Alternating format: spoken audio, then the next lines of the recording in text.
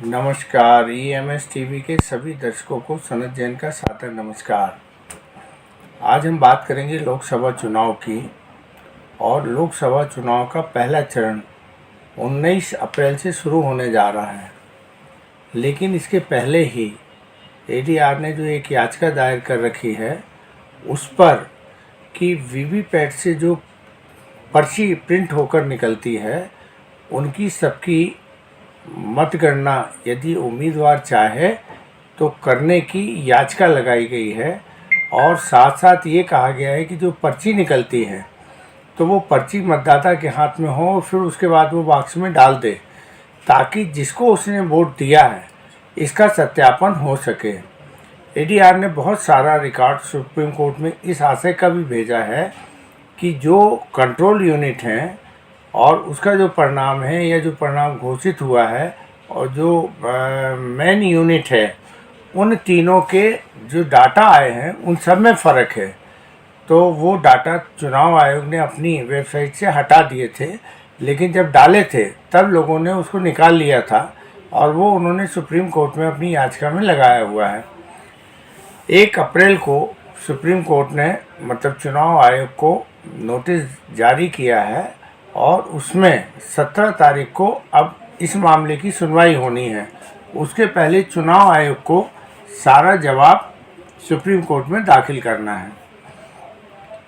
बड़ी तेज़ी के साथ यह बात राजनीतिक हलकों में कही जा रही है कि सुप्रीम कोर्ट संभवतः 17 तारीख को सुनवाई के दौरान यह फैसला दे सकती है कि वीवीपैट में जो पर्ची प्रिंट होती है तो उस पर्ची की ये सुनिश्चितता की जाए कि वो जो देखा है मतदाता ने कि हाँ देख लिया और देख के वो पर्ची उसके हाथ में आ जाए और फिर वो बैलेट बॉक्स में डाले। तो यदि ऐसा होगा और सुप्रीम कोर्ट ये भी आदेश कर सकती है कि चूँकि जब जो सुप्रीम कोर्ट ने 2013 में जो फैसला दिया था उसमें इसी बात के लिए फैसला दिया था कि मतदाता को ये विश्वास होना चाहिए कि जिसको उसने वोट दिया है वो उसको वोट पड़ा है और वही वोट गिना गया है। तो उस मामले में जो सुप्रीम कोर्ट ने उस समय जो निर्णय दिया था उसका आशय भी यही था और वीवीपैट लगाने का मतलब भी यही था कि जो वीवीपैट लगाई जाएगी उससे मतदाता का जो ईवीएम मशीन को लेकर जो अविश्वास है वो ख़त्म हो जाएगा। और यदि कोई ऐसी बात आती है तो उनकी पर्चियों की गिनती हो जानी चाहिए। अभी केवल एक चुनाव क्षेत्र की 5 मशीनों से निकली हुई वीवीपैट मशीनों का ही वो सत्यापन होता है। मतलब केवल यदि मान लो 200 मशीनें भी लगी हैं लेकिन केवल 5 मशीनों की मत पर्चियाँ गिनी जाती हैं, बाकी की नहीं गिनी जाती हैं। अभी जो विधानसभा के चुनाव 5 राज्यों में हुए हैं और उसके जो परिणाम अपनी वेबसाइट में चुनाव आयोग ने डाले थे तो उसमें पड़े हुए वोट और गिने हुए वोटों में काफ़ी अंतर पाया गया है। और इस बात को जैसे ही उजागर हुई और चुनाव आयोग ने अपनी वेबसाइट से वो डाटा हटा लिया। लेकिन इसके पहले लोगों ने, जो वकीलों ने याचिकाएं दायर की थी या जो पार्टियां थीं, उन्होंने उसके प्रिंट ले लिए थे। तो उसमें जो अंतर है उसी अंतर को लेकर ये चुनौती दी गई है और कहा जा रहा है कि इसकी गिनती होनी चाहिए। मतदाता जिसे भी वोट देता है वो वोट सही तरीके से जाना चाहिए और यदि उम्मीदवार चाहता है तो उसकी गिनती भी होनी चाहिए। संभवतः 17 तारीख को ये ऑर्डर हो सकता है। 4 जून को मतलब मतगणना होगी और उसके पहले चरण का चुनाव 19 अप्रैल से शुरू हो रहा है जो 7 चरणों में होगा। तो सरकार को, चुनाव आयोग को और राजनीतिक दलों के बीच में ये जो ईवीएम मशीन को लेके और वीवीपैट मशीन को लेके जो विवाद चल रहा है उस पर लेकर अब ये धारणा बनने लगी है कि चुनाव की निष्पक्षता को बनाए रखने के लिए कि चुनाव स्वतंत्र रूप से हो रहे हैं और मतदाता ने जिसे वोट दिया है ये वोट उसी को जा रहा है। उसके लिए सुप्रीम कोर्ट से ये आर्डर हो सकता है कि वीवीपैट से जो पर्ची प्रिंट हो रही है वो मतदाता उसको अच्छे से संतुष्ट होकर देख ले और उस पर्ची को वहाँ डाल दे। और यदि ज़रूरत पड़ेगी तो उसकी जो है यदि उम्मीदवार मांग करता है तो उसकी पूरी पर्चियां गिनी जाएंगी। अब यदि ये आदेश हो जाता है तो इससे जो 400 पार का नारा है, या जो लोगों में एक शक पैदा हो रहा है कि अभी तो चुनाव शुरू नहीं हुए और जो 370 और 400 का एक जो बना लिया गया है, तो वो ईवीएम की सेटिंग से बनाया गया है। तो इसको लेकर राजनीतिक हलकों में बड़ा चर्चा का विषय बना हुआ है। अब एक नई बात ये सामने आई कि मद्रास हाई कोर्ट में एक याचिका दायर हो गई है, और मद्रास हाई कोर्ट में कुछ संगठन सचिव भारती नामक संस्था है, उसने भी अपनी याचिका लगाई है। और उस याचिका में ये कहा गया है कि सुप्रीम कोर्ट ने जो पहले ऑर्डर किया था वीवीपैट लगाते समय, तब उसमें ये कहा गया था कि सीधे जो ईवीएम मशीन है, ईवीएम मशीन से वीवीपैट की मशीन जुड़ी रहेगी, और उसमें जो ईवीएम में हम मतलब बटन दबाते हैं तो उसी का वो प्रिंट निकाल के और उसमें वीवीपैट में जाएगा। लेकिन इसमें अभी जो हुआ है कि नई पद्धति ने अपना ली, इसकी जानकारी किसी को दी नहीं। अब इन्होंने एक कंट्रोल यूनिट बनाया है, तो कंट्रोल यूनिट के बीच में वीवीपैट की मशीन लगा दी है। तो अब इसमें 3 तरीके से अब ईवीएम का काम होने लगा है, जो अभी तक राजनीतिक दलों को भी मालूम नहीं था। लेकिन अभी जो प्रदर्शन हुए, आंदोलन हुए और ईवीएम को लेकर जो डेमो मशीनों का खूब प्रदर्शन हुआ पूरे देश भर में जगह जगह, तो उसमें ये बात निकल के आई कि जो ईवीएम मशीन है, तो ईवीएम मशीन में जब हम बटन दबाते हैं तो वो कंट्रोल यूनिट में जाता है, और कंट्रोल यूनिट से वीवीपैट मशीन को कोई संदेश मिलता है जिससे वो पर्ची प्रिंट होती है। तो अब ईवीएम मशीन से सीधा चुनाव नहीं हो रहा है, ईवीएम मशीन बाईपास हो गई। अब आप बटन कोई भी दबाएं, पहले वो कंट्रोल यूनिट पे जाती है और कंट्रोल यूनिट से फिर वीवीपैट मशीन में प्रिंट होती है। वीवीपैट मशीन में जो पहले एक पारदर्शी कांच लगा होता था जिससे आर पार बड़ी आसानी के साथ दिख जाता था, लेकिन अब उसमें नई व्यवस्था कर दी गई है कि उसमें काला कांच लगा दिया गया है। तो जैसे आप बटन दबाते हैं तो कुछ सेकंड के लिए, 7 सेकंड के लिए लाइट जलती है, और लाइट जलते समय वो आपको दिख जाता है कि आपने किसको वोट दिया, और वही आपको वहाँ दिखता है। लेकिन वो वोट प्रिंट हुई नहीं हुई पर्ची, या वो गिरी कि नहीं गिरी, ये कुछ दिखता नहीं है। तो इसको लेकर जो याचिकाएं गई हैं, तो सुप्रीम कोर्ट ने तो खैर खारिज कर दी थी, लेकिन मद्रास हाई कोर्ट में जो याचिका लगी है, उस याचिका में ये सारे तथ्यों के साथ बात उठाई गई है कि जो सुप्रीम कोर्ट का पुराना आदेश है, जिसके अनुसार सीधे सीधे ईवीएम मशीन से वीवीपैट की मशीन से पर्चियां प्रिंट होनी थी, अब उसकी जगह ये हुआ कि वीवीपैट को बीच में लगा दिया गया है, और जो भी ईवीएम का मशीन का संदेश है वो कंट्रोल यूनिट को जाता है, और कंट्रोल यूनिट फिर वीवीपैट मशीन को ये संकेत देता है कि आपको क्या करना है। तो इसमें जो सॉफ्टवेयर लगाए गए हैं, तो अब इसको हैक किया जाना बड़ा आसान है। तो अब वीवीपैट मशीन को लेकर अभी जो चुनाव की प्रक्रिया जहाँ तक पहुँच गई है, वहाँ पर कोई भी प्रक्रिया में चेंज करना किसी के लिए संभव नहीं है। अब ये कहा जा रहा है कि सुप्रीम कोर्ट कम से कम इतना आदेश तो कर ही सकता है कि भाई जो भी पर्ची, जो मतदाता ने जिसको भी किसी को भी वोट दिया है, उसकी पर्ची उसके हाथ में आए और वो वहाँ पर कंट्रोल मतलब पेटी में डाल दे, और उसकी फिर जो सुनवाई गिनती है उसमें भले 6 घंटे 8 घंटे और भी समय लगे, लेकिन यदि कोई उम्मीदवार चैलेंज करता है या उसको असंतुष्ट है परिणामों से, तो वो पर्चियों को गिन के परिणाम घोषित किया जाए। तो इस बात की आशंका और इस बात की संभावना दोनों बड़े पैमाने पर हो गई हैं।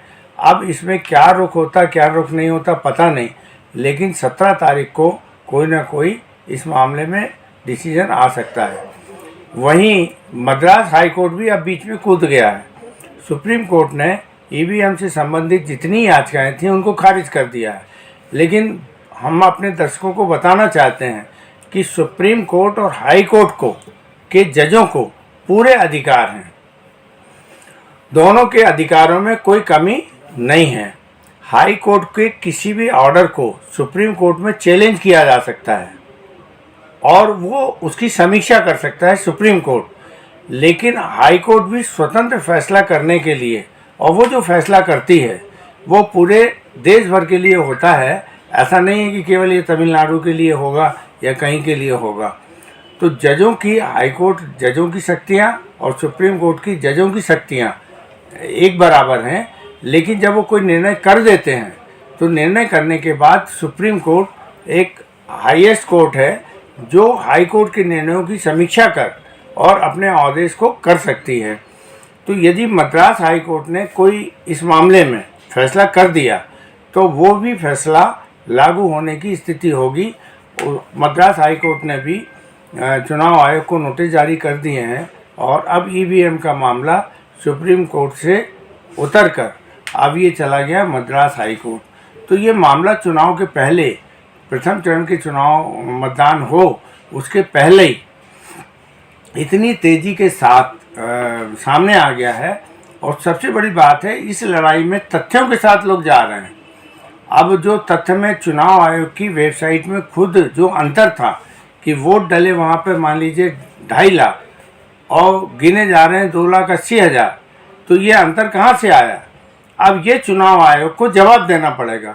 और ये जो पिटीशन लगी है उसमें ये सारा डाटा सुप्रीम कोर्ट को याचिका में लगा के दिया गया है। यही स्थिति लगभग मद्रास हाई कोर्ट में होने जा रही है। तो अब ये लोकसभा चुनाव 2024 सभी दलों के लिए, सभी राजनीतिक दलों के लिए डू एंड डाई की तरह है। जिसने जो भी संरचना बनाई हो, जो भी जनता के बीच में काम किया हो, जनता के बीच में जो भी उनकी इमेज बनी हो, लेकिन अब ये चुनाव निष्पक्ष हों और लोगों का इस पर विश्वास हो, इसको लेकर अब सुप्रीम कोर्ट भी कोई एक आदेश करने के लिए मजबूर होगा। ऐसा विधि विशेषज्ञ कह रहे हैं कि भाई जो ऑर्डर सुप्रीम कोर्ट का पुराना था और उस सुप्रीम कोर्ट के ऑर्डर के तहत ही जब वीवीपैट मशीन लगाई गई और उसका मूल उद्देश्य ही था कि मतदाता को ये पता होना चाहिए कि उसने जिसको वोट दिया वही पर्ची प्रिंट हुई है, तो फिर पर्ची की गिनवाई में क्या तकलीफ है? गिनती हो सकती है, 5-7 घंटे ज़्यादा लग सकते हैं। तो सुप्रीम कोर्ट से इस बात की अब आशा की जाती है कि सुप्रीम कोर्ट मत पर्चियों को गिनने का आदेश दे सकता है और वीवीपैट की जो पर्ची प्रिंट हो रही है वो मतदाता तक पहुँचे, इसके लिए सुप्रीम कोर्ट आदेश कर सकता है। और अब मद्रास हाई कोर्ट भी इस मामले में आ गया है। तो अब ऐसा लग रहा है कि निष्पक्ष और स्वतंत्र चुनाव कराने के लिए, जहां चुनाव आयोग मान लीजिए सरकार के प्रभाव में है, लेकिन न्यायपालिका तो सरकार के प्रभाव में नहीं है, और लोग ये मान के चल रहे हैं कि न्यायपालिका भारत के लोकतांत्रिक व्यवस्था और संवैधानिक व्यवस्था को मजबूत बनाए रखने के लिए इस तरह का कोई ना कोई ऑर्डर करने के लिए बाध्य होगा। और इसका कारण भी चुनाव आयोग है, क्योंकि चुनाव आयोग ने अब 2 गड़बड़ियाँ की हैं जिस पर सुप्रीम कोर्ट कड़ा रुख अख्तियार कर सकता है। 1 साल तक मतदाता पर्ची जो निकल के आती हैं उनको सुरक्षित रखने और पूरा डाटा सुरक्षित रखने के लिए 1 साल का समय है, लेकिन 5 राज्यों के विधानसभा चुनाव के परिणाम आए और कुछ ही दिनों के बाद वो सारा डाटा चुनाव आयोग के आदेश से डिलीट हो गया। तो ये जो सुप्रीम कोर्ट का आदेश था पुराना, उसका वायलेशन है जो चुनाव आयोग ने किया है। दूसरा, जो चुनाव परिणाम जब घोषित हुए थे और चुनाव आयोग ने अपनी वेबसाइट में जो डाटा डाला था उस डाटा में ही फ़र्क है। तो वो चुनाव आयोग के लिए सबसे बड़ी मुसीबत ये होगी कि वो ये नहीं कह पाएगा कि हमने जो परिणाम घोषित किए हैं वो परिणाम सही थे, क्योंकि चुनाव आयोग खुद ही अपने जो डाटा है वो उसमें विसंगतियां हैं और उन विसंगतियों को कैसे सही ठहराएगा। तो ये माना जाता है कि ये लोकसभा के चुनाव बड़े देश के लिए बड़े परिवर्तनकारी होंगे और इसमें सुप्रीम कोर्ट वीवीपैट की पर्ची की गिनती के आदेश चुनाव आयोग को दे सकता है। और अब चुनाव आयोग और जो 400 पार का नारा लगा था, तो उसको देख के लगता है कि भारतीय जनता पार्टी ने जो 400 पार का नारा दिया, तो वो अपने ही बिछाए हुए बनाए हुए मकर जाल में खुद ही भाजपा फंस रही है। क्योंकि यदि पर्चियों की गिनती हो गई और पर्चियां मतदाता के हाथ तक जाने लगी, तो उसमें फिर किसी गड़बड़ी की संभावना नहीं होगी और फिर सारी चीज़ों के लिए एक स्पष्ट रास्ता मिल जाएगा। तो जिस तरीके से न्यायपालिका आदेश कर रही है, एक बार फिर लोगों को न्यायपालिका के ऊपर एक नई आशा और नया विश्वास जागा है और ये लोकतंत्र को बचाए रखने के लिए यह विश्वास होना ज़रूरी है। और मुझे लगता है कि 17 तारीख को सुप्रीम कोर्ट इस संबंध में कोई ऐसा ऑर्डर करेगा जिससे अब जो मतदान की गिनती होगी मतगणना के समय, और यदि कोई भी उम्मीदवार चाहेगा तो सारी पर्चियों को गिन के और फिर परिणाम घोषित करने के लिए सुप्रीम कोर्ट आदेश कर सकती है। नमस्कार।